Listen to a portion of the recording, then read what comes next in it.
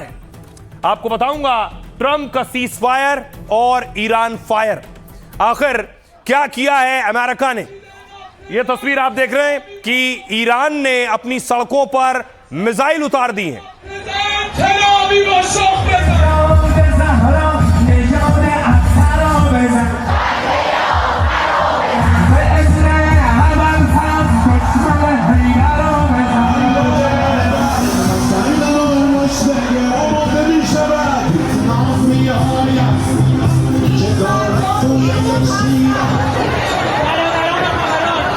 तस्वीरें आप देख रहे हैं ईरान की सड़कों की, जहां लाखों लोग सड़कों पर उतरे हैं और बैलिस्टिक मिसाइल की नुमाइश हो रही है। ईरान बता रहा है कि उसकी तैयारी पूरी है।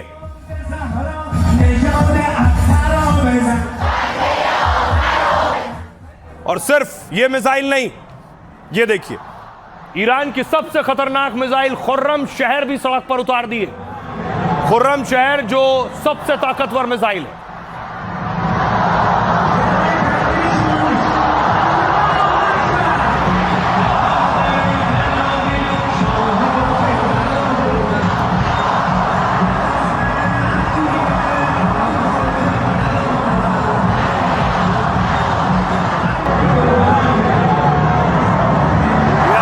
खुर्रम शहर की तस्वीर। ईरान में आखिर क्या हो रहा है? ईरान कह रहा है हमने तैयारी पूरी कर ली है और हमारी तैयारी फिर पूरी है। आपको बताऊं, सीज फायर आज रात तक था, ट्रंप ने सीज फायर बढ़ा दिया है, लेकिन ईरान अभी भी तैयार है।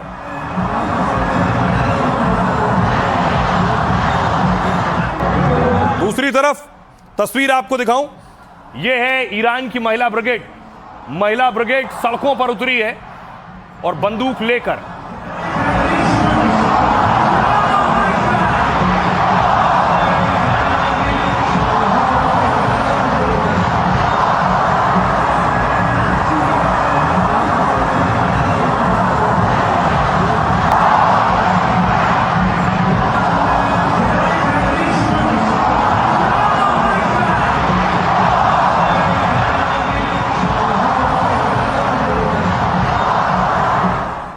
आपको बताऊं अमेरिका ने क्या किया। ईरान को यह तैयारी इसलिए करनी पड़ रही है क्योंकि अमेरिका ने इससे पहले ईरान के जहाज पर कब्जा किया। ईरान का जहाज, यह वो तस्वीर है जिस जहाज पर कल कब्जा किया गया था, और इस कब्जे के बाद ईरान और भड़क गया है। यह कार्गो शिप है जिस शिप पर बाकायदा अमेरिका ने अपने हेलीकॉप्टर उतारे और उसके बाद इस पर कब्जा कर लिया।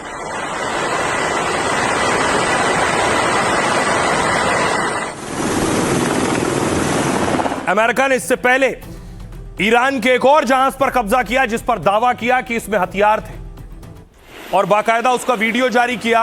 हेलीकॉप्टर के जरिए अमेरिका की फोर्स उस जहाज पर पहुंची और उसे अपने कब्जे में ले लिया, और उसके बाद कहा कि इसमें चीन का माल था जो हथियार बनाने के लिए भेजा गया था।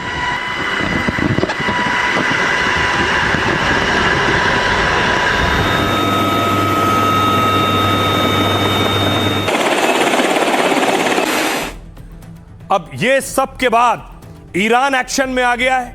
ईरान ने अब कब्जा कर लिया है। ईरान ने हमला कर दिया है 3 जहाजों पर। ईरान की गन बोट से 3 जहाज, जिसमें एक भारत आ रहा बताया जा रहा है, उस पर फिर से अटैक हो गया।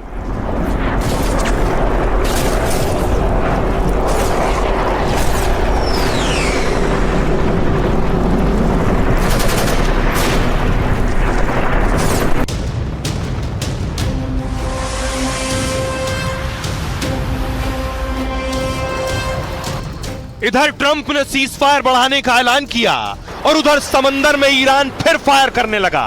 हॉर्मूज के पास ईरान ने 3 जहाजों पर हमला कर दिया है और 2 को कब्जे में ले लिया है। यानी ईरान समंदर में वैसी ही ताकत दिखा रहा है जैसी 2 दिन से ट्रंप की सेना दिखा रही थी। जैसे नाकेबंदी का हवाला देकर अमेरिका ने ईरानी जहाजों को कब्जे में ले लिया, वैसे ही ईरान अब जहाजों पर कब्जा कर दिखा रहा है कि हॉर्मूज पर उसी का कंट्रोल है और उसकी मर्जी के बिना न हॉर्मूज से कोई जहाज गुजर सकता है और न ही ट्रंप शांति या बात की कोई डील कर सकते हैं।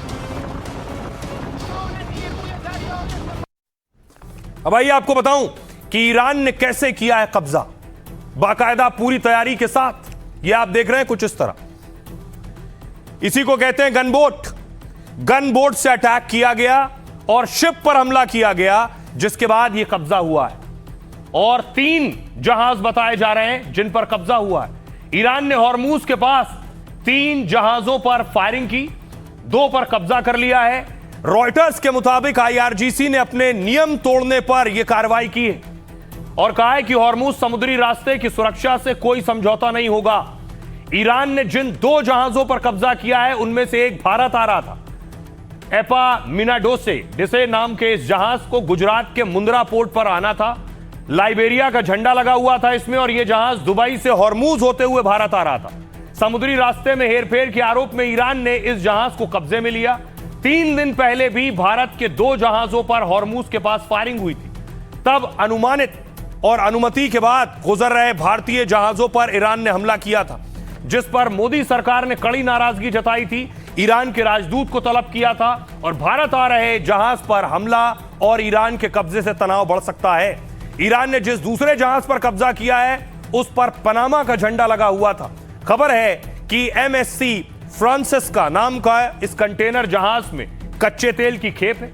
ईरान ने कहा यह बिना हमारी मंजूरी और नेविगेशन सिस्टम से छेड़छाड़ कर आगे बढ़ रहा था, इसलिए हमने हमला कर इस जहाज को समंदर में अपने कब्जे में ले लिया और पिछले 2 दिनों में अमेरिकी सेना ने ईरान के 2 जहाजों पर कब्जा किया है।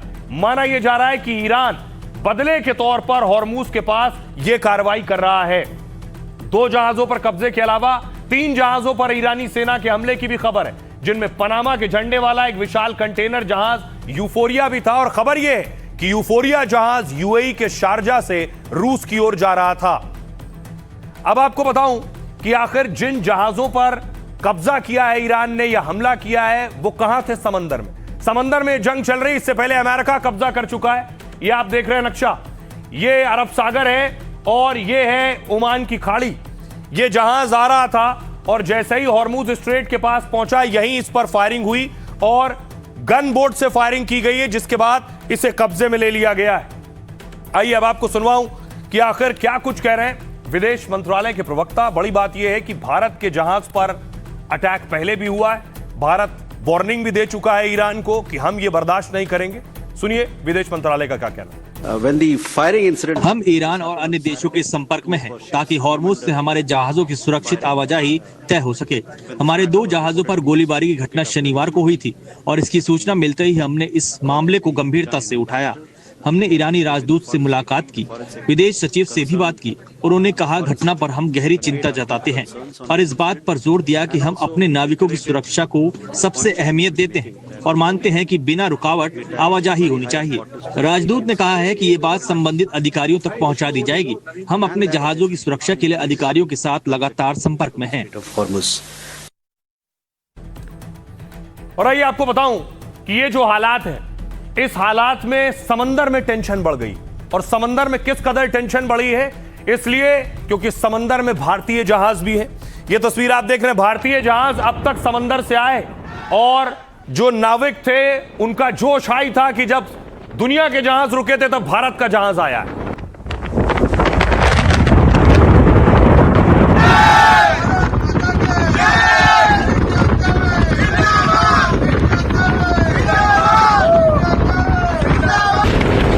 लेकिन अभी क्या है, हॉर्मूज में हालत खराब है। अभी हॉर्मूज में सारे जहाज रुके हुए हैं। ये तस्वीर देखिए, हॉर्मूज में न सिर्फ भारत बल्कि भारत के 14 जहाज फंसे और दुनिया के देशों के जहाज अलग फंसे हुए हॉर्मूज में।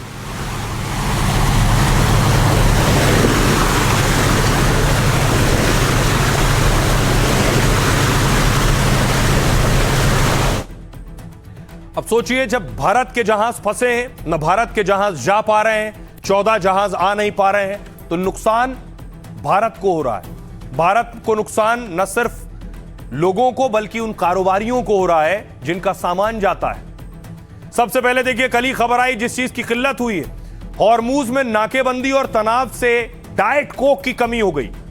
भारत में डाइट कोक सिर्फ एल्युमिनियम के कैन में बिकता है और खाड़ी देश दुनिया के 9% एल्युमिनियम का उत्पादन करते हैं। जंग की वजह से फरवरी से इसकी भारत में सप्लाई पर असर पड़ा है। गर्मियों में इस डाइट कोक यानी शुगर फ्री कोक की मांग बढ़ जाती है। 30 से 40 रुपए में मिलने वाला डाइट कोक बहुत से लोगों की पसंद है, लेकिन एल्युमिनियम की सप्लाई बिगड़ी तो डाइट कोक की कमी हो रही है। इसके अलावा एलपीजी की मारामारी, ईरान जंग और हॉर्मूज का असर आम लोगों की रसोई तक पड़ा है। पहले देश में आमतौर पर 15 दिन में दूसरा सिलेंडर मिल जाता था, अब शहरों में 25 दिन और गांव में 45 दिनों में सिलेंडर मिलता है। ऊपर से सिलेंडर को लेकर अफवाह से आम लोगों को दिक्कत बढ़ गई।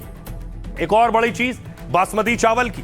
भारत का 60 से 70% बासमती चावल खाड़ी देशों में जाता है, लेकिन ईरान जंग की वजह से पूरी सप्लाई चेन ठप हो गई है। सबसे ज्यादा हरियाणा, करीब 40% चावल हरियाणा से जाता है, लेकिन अब नए ऑर्डर नहीं मिल रहे हैं, पेमेंट नहीं हो पा रही है, तो हरियाणा समेत कई जगह की राइस मिल खतरे में है। यह है स्थिति।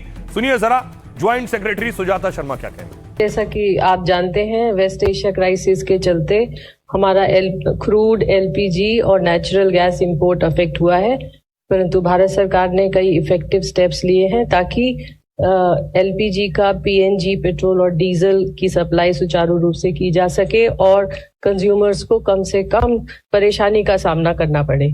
इसके चलते मैं आपको ये बताना चाहूंगी कि डोमेस्टिक एलपीजी की सप्लाई नॉर्मल है और किसी भी डिस्ट्रीब्यूटर पर कोई ड्राई आउट रिपोर्टेड नहीं है।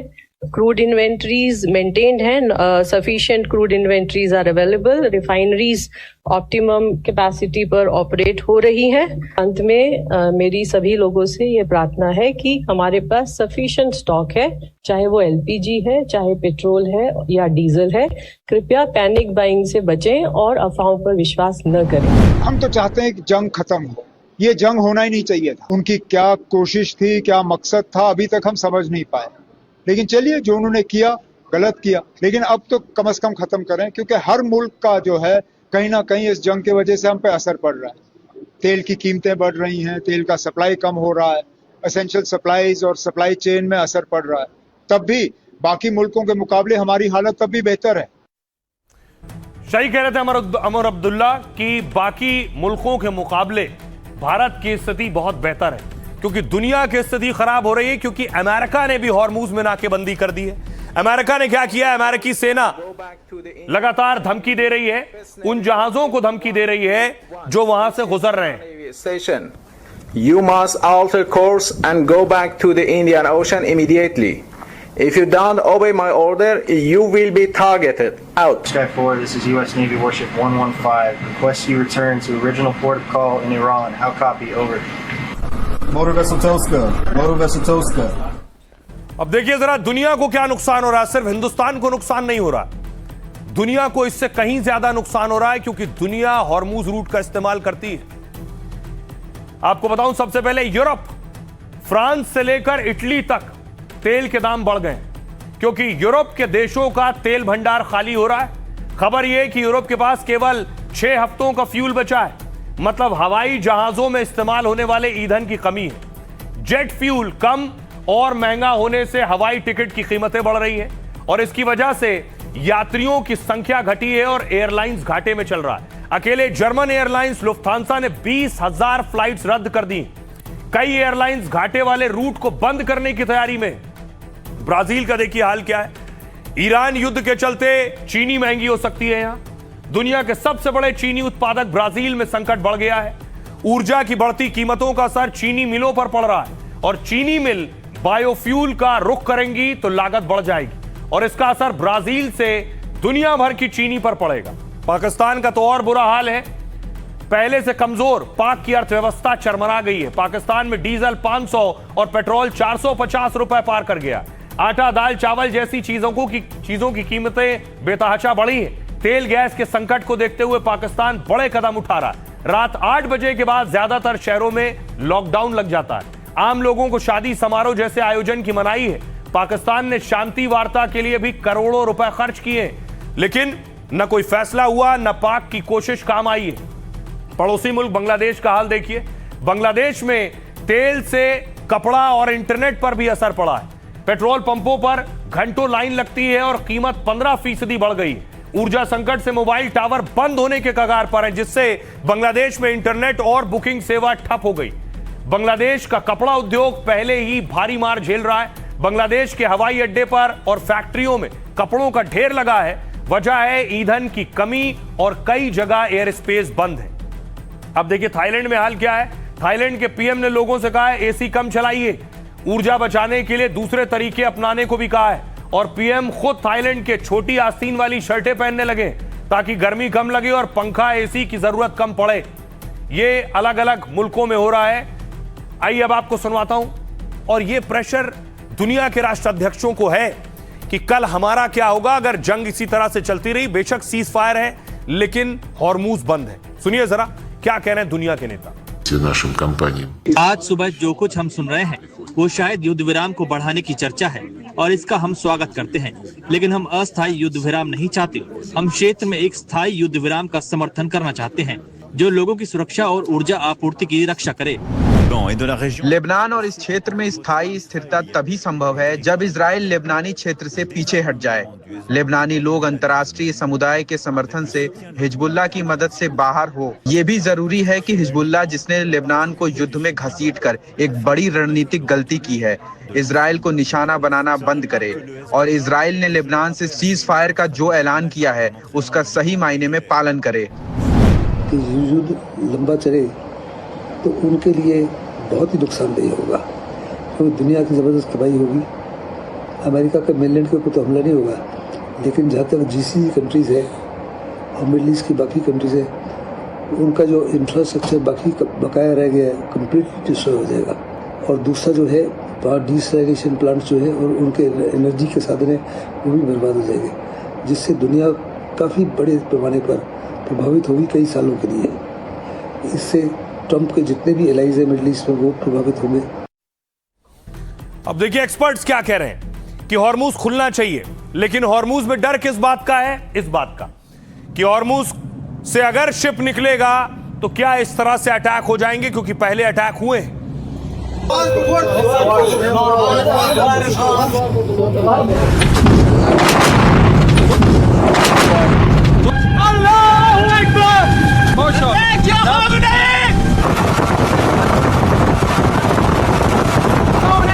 अब देखिए हॉर्मूज पर ईरान का फॉर्मूला क्या है।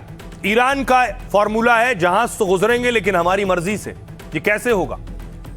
सीजफायर में हॉर्मूज को लेकर ईरान और अमेरिका के बीच लगातार विवाद चल रहा है, इसलिए जहाज रुके हैं जहां रुके थे। इसी बीच ईरान हॉर्मूज पर कंट्रोल के लिए कानून बनाने की तैयारी में। इसके लिए ईरान ने कुल 12 नियम बनाए हैं। उसके मुताबिक इजराइल का कोई जहाज हॉर्मूज से गुजर नहीं पाएगा। जो इजराइल के करीब है वो इजाजत के बाद ही हॉर्मूज पार कर पाएगा और इसके लिए उन्हें ईरानी सर्वोच्च परिषद की इजाजत लेनी होगी। जो दल ईरानी सेना या उसके सहयोगी सैन्य दलों को दुश्मन मानते हैं उनके जहाजों को भी इस जलमार्ग को पार करने की इजाजत नहीं होगी। इनके अलावा जो जहाज हॉर्मूज पार करेंगे उन्हें टोल देना होगा और इस टोल का भुगतान भी सिर्फ ईरानी रियाल में करना पड़ेगा।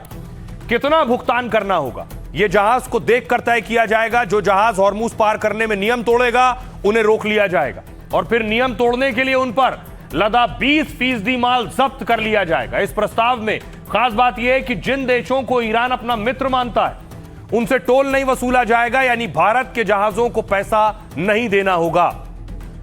बड़ी बात यह है, सुनिए जरा क्या कुछ कह रहे हैं ईरान के नेता। फिलहाल अमेरिका से कोई बातचीत नहीं होगी। जब दुश्मन हमारी शर्तें मानेगा तभी बातचीत होगी। दुश्मन को मानना होगा कि हम जीत की स्थिति में हैं और वो हार की स्थिति में। जब नेतृत्व के निर्देश पर युद्ध का मोर्चा मिसाइल से बातचीत की ओर शिफ्ट होगा तो जनता पूरा समर्थन करेगी। ईरानी जनता हर मोर्चे पर नेतृत्व के साथ खड़ी रही है और आगे भी रहेगी। इसलिए अमेरिका हमें कमजोर समझने या हमला करने की भूल न करे।